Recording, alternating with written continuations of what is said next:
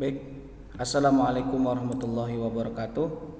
Anak-anakku sekalian yang insya Allah dirahmati Allah Subhanahu wa Ta'ala.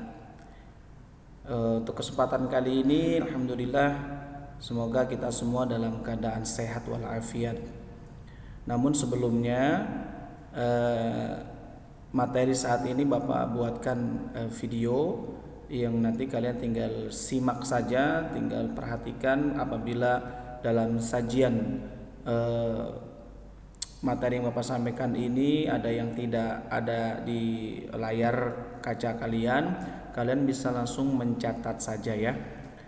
Baik, anak-anakku sekalian ya, sebelum kita mulai alangkah baiknya kita baca Ummul Quran suratul Fatihah ala hadiniyah wa niyatin shalihah wa ila hadratin Nabi Muhammadin sallallahu alaihi wasallam. Al-Fatihah.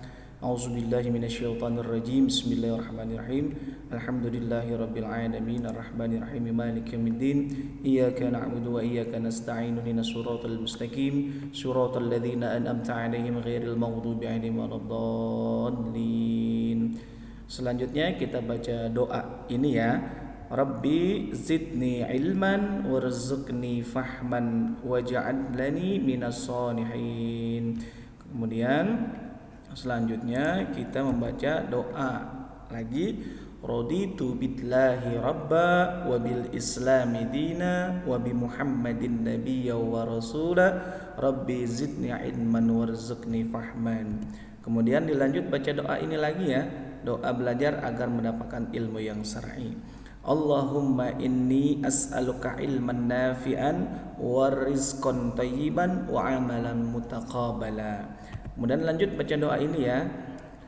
Bismillahirrahmanirrahim. Allahumma akhrijna min zulumatil wahmi wa akrimna binuril fahmi waftah alaina bima'rifatik wa sahhil lana abwaaba fadlika ya arhamar rahimin.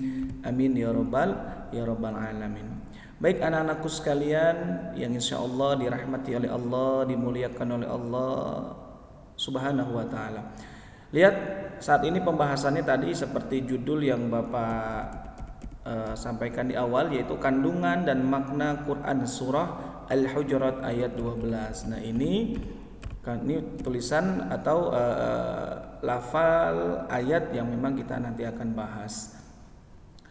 Bapak akan baca dulu. Bismillahirrahmanirrahim. Ya ayyuhalladzina amanu ijtanibu katsiran minadh-dhann inna ba'da zani ithmu wa la tajassasu wa la yaktab ba'dukum ba'dan ayuhibbu ahadukum ayyakula lahma akhi faitanka fakarihtumu wattaqullaha innallaha tawwabur rahim.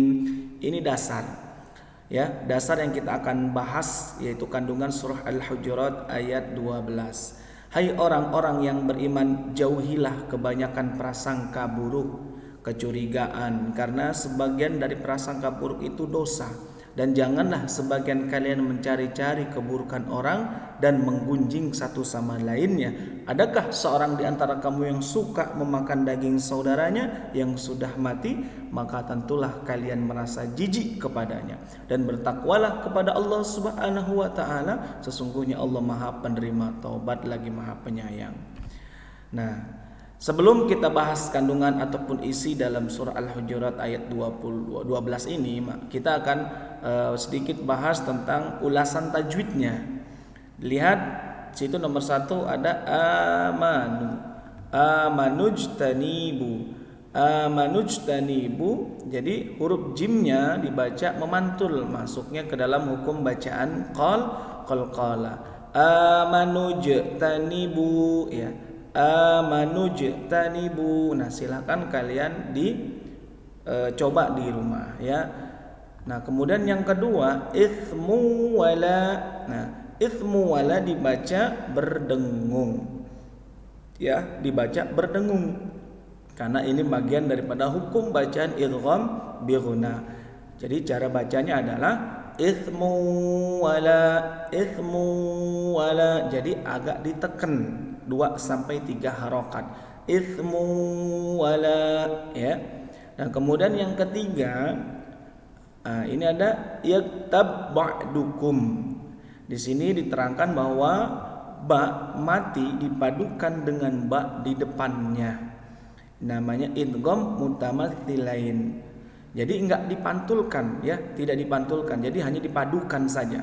Contoh yaktab ba'dukum, yaktab ba'dukum, ya seperti itu kurang lebih. Ini ulasan sedikit tajwid dalam surah Al-Hujurat ayat 12. Kemudian selanjutnya ini kandungan daripada surah Al-Hujurat ayat 12. Baik anak-anakku sekalian, siswa dan siswi kelas 10 khususnya, yang pertama adalah kandungan dari surah Al-Hujurat ayat 12 ini, berprasangka buruk itu adalah dosa. Tadi jelas ya yang tadi Bapak bacakan artinya terkait dengan surah Al-Hujurat ayat 12. Yang pertama ini kandungannya adalah berprasangka buruk itu adalah dosa. Prasangka buruk ini ya seperti berprasangka negatif. Nanti bisa saja fitnah mengandungnya tuh ya, bisa saja juga ghibah, membicarakan kejelekan orang, ya, kemudian menggunjing, mengumpat, kemudian menyalahkan orang dan lain sebagainya. Ini merupakan perbuatan dosa. Kemudian yang selanjutnya kandungan surah Al-Hujurat ayat 12 ini, mukmin dilarang mencari kesalahan orang lain. Ya, jadi kita selaku mukmin yang benar-benar beriman kepada Allah Subhanahu wa taala itu dilarang mencari kesalahan orang lain. Ya ini yang terjadi sebetulnya ya. Jangan deh ya kita mencari kesalahan diri sendiri harusnya. Kalau mencari kesalahan orang lain itu waduh repot ya, ujung-ujungnya ntar dosa. Kita terlalu sibuk mencari kesalahan orang tapi nggak pernah sibuk mencari kesalahan diri kita sendiri. Kemudian kandungan yang ketiga ada mukmin dilarang menggunjing satu sama lain. Ngomongin ya. Tadi mencari kesalahan kemudian diomongin sama temennya. Ini nggak boleh juga. Ya, ayo hindarin yang begini. Ini ujung-ujungnya dosa. Kemudian yang keempat, menggunjing sesama mukmin bagaikan memakan daging saudaranya yang sudah mati. Tadi itu jelas di ayat 12 ini surat Al-Hujurat, artinya adalah bukankah kamu merasa jijik memakan daging saudaramu sendiri? Nah maksudnya apa? Kalau kita menggunjing, ngomongin kejelekan orang, kesalahan orang, itu seperti bagaikan memakan daging saudaranya sendiri. Wah, bukankah itu merupakan sesuatu yang jijik kan begitu? Nah ini nggak boleh sebetulnya ya. Kemudian selanjutnya nah ini faktor-faktor penyebab berpikir negatif. Ya, yang pertama tidak adanya tujuan yang jelas, nggak ada faedahnya. Kalau ngomongin orang ya berpikir negatif, nah itu nggak ada tujuan yang jelas, yang ada malah tujuannya adalah menjatuhkan orang yang ujung-ujung kita mempersulit diri kita sendiri. Kemudian rutinitas negatif ya. Setiap hari kayaknya nggak jauh dari mikirin kesalahan orang, kejelekan orang. Jadi rutinitasnya jadi negatif semua, jadi nggak ada faedahnya. Pengaruh eksternal, nah biasanya ada pengaruh nih. Jadi misalkan ada temen ya, rekan yang emang kita bergaul sama mereka. Nah mereka ngomongin orang mulu, berpikir negatif. Nah itu kalau ada hal semacam itu kita bisa ubah dia supaya tidak berpikir negatif.